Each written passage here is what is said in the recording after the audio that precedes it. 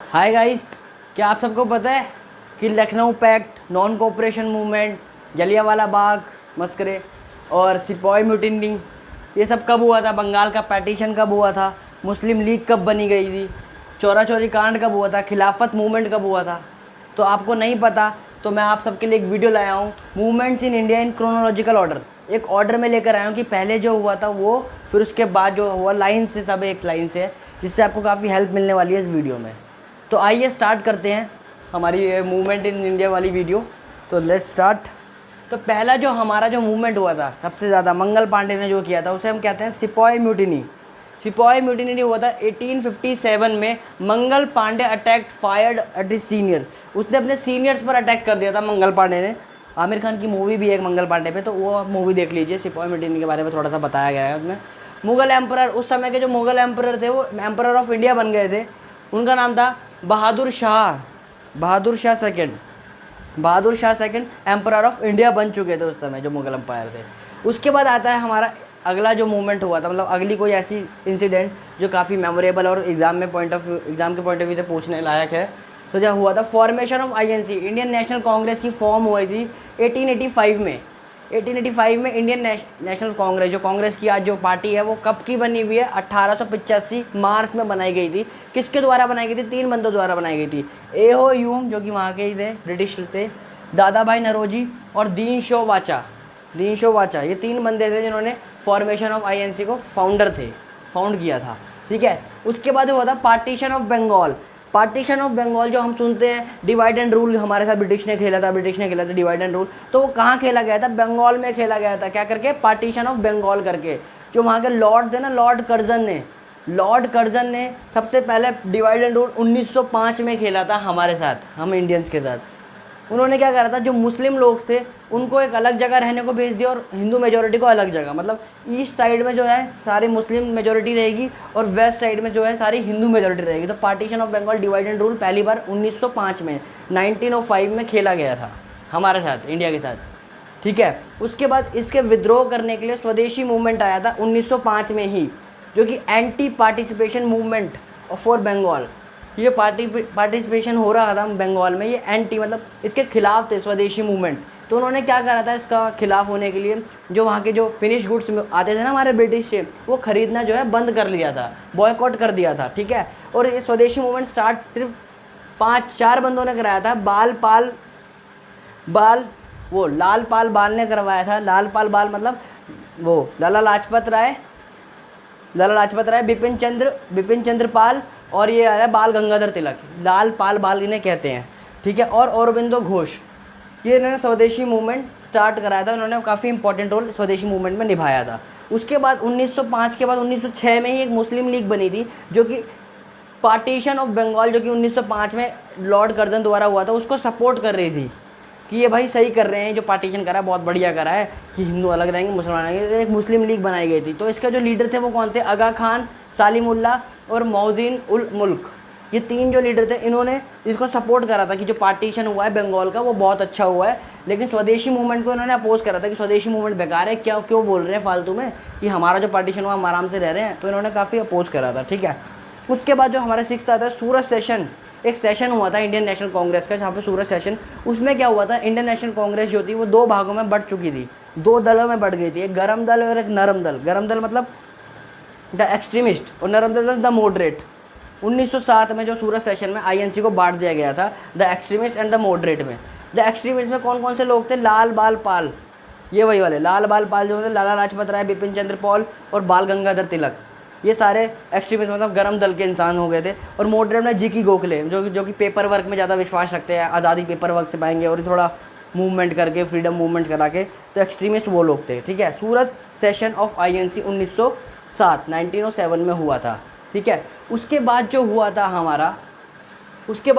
Home rule movement हुआ था, एक तरह से होम रूल मूवमेंट 1916 में। होम रूल मतलब अपने घर का रूल होना चाहिए हमारे इंडिया में। मतलब इसमें एम था कि सेल्फ गवर्नमेंट फॉर इंडिया, कि इंडिया जो है ब्रिटिश के कहने पे नहीं चलनी चाहिए, हमारा को अपनी गवर्नमेंट चाहिए, सेल्फ गवर्नमेंट चाहिए, होम रूल चाहिए 1916 में। तो स्टार्टेड किसने करा था? वही बाल गंगाधर तिलक ने, एनी बेसेंट ने और एस सुब्रमण्यम अय्यर ने। ये 3 बंदों ने से स्टार्ट करा था होम रूल मूवमेंट को। उसके बाद आता लखनऊ पैक्ट। लखनऊ पैक्ट भी 1916 में हुआ था। उनको लग गया कि हमारे को सेल्फ गवर्नमेंट ऐसे तो मिलने वाली नहीं है, क्योंकि हम इन्होंने डिवाइड एंड रूल खेलना स्टार्ट कर दिया था 1905 से ही। लॉर्ड कर्जन द्वारा पार्टीशन ऑफ बंगाल जब करा था, तो उन्होंने क्या करा, हम सब ने नीति बनाई कि भाई देखो कि जब हम हिंदू अलग रहेंगे, मुसलमान अलग रहेंगे, तो हमारे को कभी आज़ादी नहीं मिल सकती।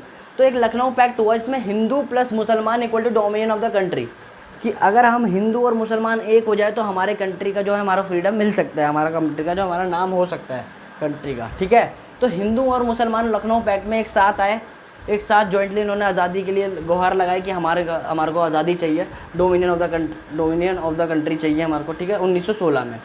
उसके बाद 8 के बाद 9 नहीं होगा, 8A होगा और 8B होगा। तो मैंने गलती से थोड़ा सा रह गया था, इसलिए मैंने यहाँ लिख दिए हैं। तो इसको पहले 8 के बाद 8A समझाना चाहता हूँ मैं आपको। रॉलेट एक्ट कब हुआ था हमारा? मार्च 1919 में हुआ था, 1919 में हुआ था, 1916 में हुआ था होम रूल मूवमेंट, 1916 में लखनऊ पैक्ट। उसके बाद रॉलेट एक्ट हुआ था। ब्रिटिश को लगा कि हिंदू मुसलमान साथ में आ गए हैं, तो अब तो ज़्यादा मुश्किल है टिकना यहाँ पर इंडिया में। तो उन्होंने क्या करा था, एक एक्ट बना दिया था। और 1919, क्योंकि एक वर्ल्ड वॉर फर्स्ट जो हुआ था 1914 से लेके जो चला था 1918 तक, तो 1918 तक चला था, जो उसमें जो ब्रिटिश था ना, ब्रिटिश जो देश था वो भी इंक्लूड था। तो इसकी पावर जो है कम हो जा रही थी, सेल्फ गवर्निंग पावर जो थी इंडिया पर देख रेख करने की पावर की कम होती जा रही थी। तो उन्होंने एक्ट बना दिया रोलेट एक्ट, जो कि एम करता था कि कोई भी बंदा अगर ब्रिटिश के खिलाफ साजिश या फ्रीडम करने के लिए कोई भी गुहार लगाना चाहता है तो उसको पहले से ही इस एक्ट द्वारा दबा दी जाए, मतलब कोई बंदा अपनी आवाज़ ही ना उठा पाए आज़ादी के लिए, ठीक है। रोलेट एक्ट इसलिए बनाया गया था, the aim of enforcing this act to abolish revolt and uproot conspiracy against British, मतलब जो कॉन्स्पिरेसी करना भी चाहता है वो पहले से ही दब जाए, कर ही ना पाए वो बंदा, मतलब कुछ अपनी आवाज़ ही ना उठा पाए ब्रिटिश के खिलाफ, कि हम गुलाम ही रह जाए हमेशा, वो कहना ये चाहते थे। उन्होंने इस रोलेट एक्ट में कुछ 3 बदलाव जो इंपॉर्टेंट है वो करा था कि सर्च विदाउट वारंट, जो पुलिस है ना वहाँ की ब्रिटिश गवर्नमेंट की जो पुलिस थी, वो किसी भी जगह को सर्च कर सकती थी विदाउट वारंट। अगर किसी के घर में भी कुछ पन्नों पे लिखा था ना इनकलाब जिंदाबाद, तो उसको अरेस्ट करके ले जा सकती थी कि भाई ये टेररिस्ट है कि इनकलाब जिंदाबाद कर रहा है तो टेररिस्ट है। पहले हमारे जो पार्टी वो फ्रीडम फाइटर थे उनको टेररिस्ट कहा जाता था, ठीक है। और इम्प्रीजन मतलब जेल में डाल देंगे 2 साल के लिए, किस बिहाफ पर, कि सस्पेक्ट के बिहाफ पर, कि इस पर हमारे को शक है, कि टेरर का शक है, सस्पेक्ट ऑफ टेरर का शक है कि भाई इस बंदे पे शक है हमारे को, अब इसको जेल में डाल दो 2 साल। सिर्फ शक के नाम पर 2 साल की जेल हो सकती थी हमारे को, इस एक्ट द्वारा, इस एक्ट में लिखा हुआ था ये। उसके बाद एक स्पेशल कोर्ट्स की स्टैब्लिशमेंट हुई थी यहाँ पर, जिसमें 3 जजेस की बेंच थी, तो वो सीधा फैसला सुनाते थे, जो फैसला हुआ असल फैसला हुआ। उसके बाद हम दोबारा कहीं अपील नहीं करने के लायक रहते थे। जो वहाँ पर हमारे को सज़ा सुना दी गई तो हमारे को वो काटनी ही पड़ेगी। तो स्पेशल एक्ट, तो ये काफ़ी जो एक्ट था काफ़ी इंडिया के दुश्मन बन चुका था, ये एक्ट इंडिया के लोगों का दुश्मन बन चुका था, ठीक है, रोलेट एक्ट। तो इसको मिटाने के लिए तो काफ़ी आक्रोश इंडिया में आ गया, इंडिया के लोगों में आ गया। तो गांधी जी ने भी इसके लिए सत्याग्रह मूवमेंट करा, एक सत्याग्रह मूवमेंट जो 2 बार हुए हैं। एक बार 1917 में पहली बार जो हुआ था चंपारण में हुआ था गांधी जी द्वारा, ठीक है जी। उसके बाद 1919 में एक और बार ही हुआ अगेंस्ट रोलेट एक्ट के अगेंस्ट, क्योंकि यहाँ पर एक रिट होती है हमारी हेबियस कॉर्पस मतलब होता है इलीगली डिटेन अ पर्सन, किसी पर्सन को इलीगली अपने पास बंद कर लेना, तो उसको कहते हैं हेबियस कॉर्पस। इलीगली हम डिटेन नहीं कर सकते, ये रिट है हमारे को पावर देती है कि कोई बंदा इलीगली अगर डिटेन्ड है तो उसको छुड़वाओ, उसको आज़ादी मिलनी चाहिए, हेबियस कॉर्पस, ठीक है। तो इस रिट का वायलेशन हुआ था इस रोलेट एक्ट में। तो सत्याग्रह मूवमेंट इसी के बेसिस पे लड़ी गई थी गांधी जी द्वारा 1919 में, ठीक है। 1919 में जलियांवाला बाग, क्या हुआ था जलियांवाला बाग में, जब 11 अप्रैल की रात को, मतलब रोलेट एक्ट और सत्याग्रह मूवमेंट के बाद क्या हुआ था 11 अप्रैल को, क्योंकि ये सत्याग्रह मूवमेंट जो पूरे देश में चल रहा था, हमारे पूरे देश में चल रहा था, तो बंगाल और पंजाब ऐसी जगह थी जहाँ पर ये वायलेंट तरीके से इसको यूज़ हो रहा था, सत्याग्रह मूवमेंट को इस्तेमाल कर रहा था, सत्याग्रह मूवमेंट वायलेंट तरीके से किया जा रहा था। तो क्या हुआ, ब्रिटिश गवर्नमेंट ने क्या करा, ब्रिटिश गवर्नमेंट ने पंजाब में 11 अप्रैल को क्या करा था, यहाँ पर मार्शल रूल लगा दिया गया था, मिलिट्री रूल लगा दिया गया था, ठीक है। उसमें क्या होता है कि मिलिट्री रूल में एकदम पूरा मतलब 4 बंदे एक साथ इकट्ठे नहीं हो सकते, ये सब नहीं हो सकता, ठीक है। तो जलियांवाला बाग में 13 अप्रैल की थी हमारी बैसाखी वाले दिन बहुत सारे बंदे जलियांवाला बाग गए थे अपनी पूजने जो जाते हैं, तो वहाँ पर उन्होंने पूजा वगैरह, मतलब 5-6 हज़ार थे। जैसे ये खबर पता चलेगी जनरल ओ डायर को, उन्होंने ओपन फायरिंग का वो आदेश दे दिया था, ठीक है। तो जिससे कि लाखों क्या हज़ारों बेगुनाह मारे गए थे, निहत्थे मारे गए थे। तो इस कारण इंडिया में और ज़्यादा उबाल आ गया कि भाई ऐसे बेगुनाहों को क्यों मार दिया इन्होंने, क्यों मार दिया। ठीक है, तो उसके बाद इसको अभी हम छोड़ते हैं। 1920 में आया नॉन कोऑपरेशन मूवमेंट। इसके जो हेड करा था हमारे गांधी जी ने करा था, मिस्टर गांधी जी, महात्मा गांधी जी ने करा था। ठीक है, उन्होंने क्या करा था, कांग्रेस ने पास करा था रेजोल्यूशन इन कलकत्ता सेशन। इसमें क्या होता है, कांग्रेस जो INC थी ना, उन्होंने पास करा था कलकत्ता सेशन में एक रेजोल्यूशन और डिमांड करी थी कि सेल्फ गवर्नमेंट होनी चाहिए और हमारे को पूरा इंडिपेंडेंस चाहिए, आधे से नहीं चलेगा, हमारी सेल्फ गवर्नमेंट भी होनी चाहिए और पूरा इंडिपेंडेंस भी चाहिए 1920 में। लेकिन जो ये था ना, ये अनसक्सेसफुल रहा, इसका कुछ फ़ायदा नहीं हुआ, उन्होंने बात ही नहीं सुनी ब्रिटिश ने। ये जो नॉन कोऑपरेशन मूवमेंट था ये अनसक्सेसफुल था। ठीक है, उसके बाद मैं बात करना चाहता हूँ आपसे इससे, खिलाफत मूवमेंट जो है इन सबसे अलग है। खिलाफत मूवमेंट में क्या हुआ था, खिलाफत मूवमेंट आप पूछ लेते हैं एग्जाम से कि किसके द्वारा स्टार्ट किया गया था। दो ब्रदर्स द्वारा, मोहम्मद अली एंड शौकत अली ने स्टार्ट करा था 1920 में। अब इससे जो लिंक है ना, वो हमारा फर्स्ट वर्ल्ड वॉर से जुड़ा है। फर्स्ट वर्ल्ड वॉर कब हुआ था, 28 जुलाई 1914 में। ठीक है जी, 1914 में, जो सेंट्रल पावर और अलायंस पावर्स के बीच में जो हुआ था। जब सेंट्रल पावर्स में जो एक था ना, ओटोमन अम्पायर किसके द्वारा बनाया गया था, टर्किश ट्राइब के द्वारा, टर्किश जो पीपल थे उन्होंने द्वारा ओटोमन अम्पायर बनाया गया था। ओटोमन अम्पायर को बहुत ज़्यादा मानते थे क्योंकि ये प्रॉफिट मोहम्मद के सक्सेसर थे। ठीक है, और इसको काफ़ी मुस्लिम लोग काफ़ी पूछते थे, मतलब मानते थे। ठीक है, तो इन्होंने क्या करा था, क्योंकि अब वो अलायंस पावर्स में क्या हुआ था, अलायंस पावर में ब्रिटिश भी इंक्लूड था। तो जब ये वर्ल्ड वॉर ख़त्म हुआ तो ट्रीटी ऑफ वर्सेलिया साइन कराने के लिए ओटोमन अम्पायर पर दबाव बनाया जा रहा था ब्रिटिश द्वारा।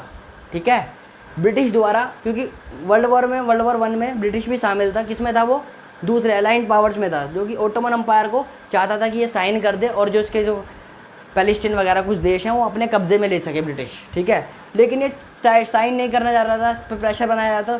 तो इंडिया के जो मुसलमान थे उन्होंने भी एक मूवमेंट छेड़ दिया, खिलाफत मूवमेंट, टर्किश मुस्लिम्स के लिए, जिससे कि क्योंकि ब्रिटिश भी इंडिया पे राज कर रहा था और ब्रिटिश वहाँ पर भी राज करना चाहता था। तो खिलाफत मूवमेंट किसके रिलेटेड है कि एक मुसलमानों ने एक तरह से रिवॉल्ट छेड़ दिया था ब्रिटिश के खिलाफ, क्योंकि वो ओटोमन अम्पायर को नहीं चाहता था कि वो साइन करे उसके ट्रीटी ऑफ वेस्टफालिया पे। ठीक है, ये था हमारा खिलाफत मूवमेंट। ये कब हुआ था, 1920 में। 1920 में ही हमारा नॉन कोऑपरेशन मूवमेंट होता, जो कि अनसक्सेसफुल रहा था।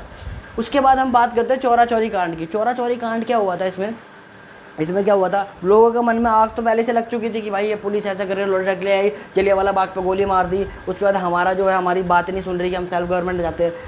तो पुलिस काफ़ी जैसे हो रही थी, पुलिस बदतमीज़ी हो गई थी, लोगों से बदतमीज़ी कर रही थी। तो एक बार क्या हुआ, यहाँ पर चौरा चौरी कांड इंसिडेंट में क्या हुआ था, गोरखपुर में हुआ था ये जो कांड हुआ था। पुलिस ने कुछ बदतमीज़ी से बात करी होगी, तो बहुत सारे लोग इकट्ठे हो गए पुलिस के खिलाफ कि क्या भाई ऐसे कैसे बात कर रहा है। तो मॉब ने क्या करा था, 22 पुलिस जो पुलिस वाले थे उनको पुलिस थाने में ही जला दिया था।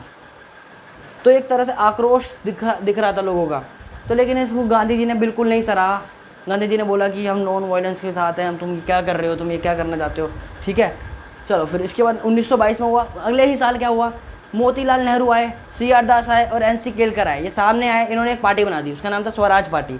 स्वराज पार्टी को बना दी, फुल इंडिपेंडेंट चाहिए, सेल्फ गवर्नमेंट चाहिए हमें। ठीक है, फुल इंडिपेंडेंट सेल्फ गवर्नमेंट, दोबारा से बात लेकर आए ये वाली नॉन कोऑपरेशन होने वाली कि बात सुनो, हमारी बात सुनो। सुन ही नहीं रहा कोई बात। सुनने के लिए उन्होंने स्वराज पार्टी बनाई कि अब तो पूरी पार्टी ही बनाएंगे। पार्टी का मेन मकसद होगा कि हमारा क्या है, फुल इंडिपेंडेंस चाहिए और हमारे को सेल्फ गवर्नमेंट चाहिए अपनी। भाई हमारे से नहीं हो पा रहा, तुम्हारा जुर्म नहीं हम सह पा रहे। ठीक है, ये ब्रिटिश को कहा इस पार्टी बना के। ठीक है, उसके बाद हमारे साइमन कमीशन कब बनाई गई, 1927 में।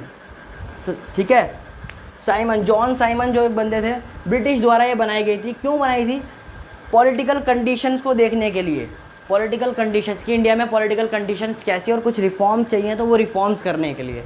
लेकिन इस कमीशन में कोई एक भी इंडियन शामिल नहीं था, मतलब ब्रिटिश लोग ही हमारे को बताएंगे कि हम सही हैं या हम गलत हैं। ठीक है, इसमें ये हो रहा था साइमन कमीशन में। तो इसका भी काफ़ी वो करा गया। भगत सिंह जो थे, लाला लाजपत राय थे, इन्होंने साइमन्स गो बैक के नारे भी लगाए थे। आपने मूवी देखी होगी भगत सिंह वाली। तो 1927 में साइमन कमीशन बनाई गई और इसमें जो इनका मतलब दिक्कत जो थी ना, इन्होंने एक भी इंडियन को शामिल नहीं करा था इसमें।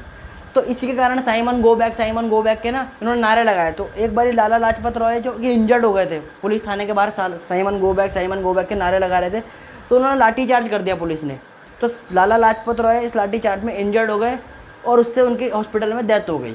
ठीक है, तो यहाँ पर लाला लाजपत की डेथ हो जाती है 1947 में। उसके बाद जो आता है हमारा 1929, 2 साल बाद, मतलब अब इतना सारा कुछ हो गया, जलियांवाला बाग, रोलेक टैक्स, सत्याग्रह करके देख लिया हमने, नॉन कोऑपरेशन हमारा ख़राब रहा, स्वराज पार्टी का भी ऐसी रहा। तो लाहौर सेशन, ये इंपॉर्टेंट है, क्वेश्चन काफ़ी पूछा जाता है एग्जाम में कि कौन से सेशन में हमने पूर्ण स्वराज का रेजोल्यूशन पास कराया गया था। ठीक है, तो लाहौर सेशन 1929 में क्या हुआ था, आईएनसी के जो प्रेसिडेंट थे जवाहरलाल नेहरू, उस समय नेशनल कांग्रेस के जो प्रेसिडेंट थे जवाहरलाल नेहरू ने क्या बोला था, एक रेजोल्यूशन पास किया था पूर्ण स्वराज की। अब हमारे को पूर्ण स्वराज चाहिए, फुल इंडिपेंडेंस चाहिए, दोबारा से तीसरी बार फुल इंडिपेंडेंस चाहिए। तो ये करते करते जब 26 जनवरी 1930 आया तो लोगों ने मान लिया कि हम अब आज़ाद हो चुके हैं। अब जब अंदर से मान लेते हैं ना कि हम आज़ाद हैं, तो अब हम आज़ाद हो चुके हैं, तो लोगों ने 26 जनवरी 1930 को मान लिया था और भारत का जो झंडा है पहली बार को फहराया गया था। ठीक है, 1930 में लाहौर सेशन में। तो ये काफ़ी इंपॉर्टेंट एक्ट्स हैं, मैं इसकी फ़ोटो आपको डिस्क्रिप्शन बॉक्स में दे दूँगा, थोड़े से नोट्स बना लीजिएगा, क्योंकि मैंने ज़्यादा कुछ लिखा नहीं है। जो जो मोस्ट इंपॉर्टेंट है, जो जो चीज़ इंपॉर्टेंट है, जो जिससे क्वेश्चन आ सकते हैं, तो वही सारा मैंने इसमें आपके सामने लाया हूँ। ठीक है, तो होप करता हूँ, आशा करता हूँ कि आप सबको ये सब पसंद आया हो। ठीक है, आप मेरी वीडियोज़ को लाइक करें, सब्सक्राइब करें, और आगे भी मैं आपके लिए कुछ अच्छे अच्छे वीडियोज़ लाता रहूँगा। Thank you so much.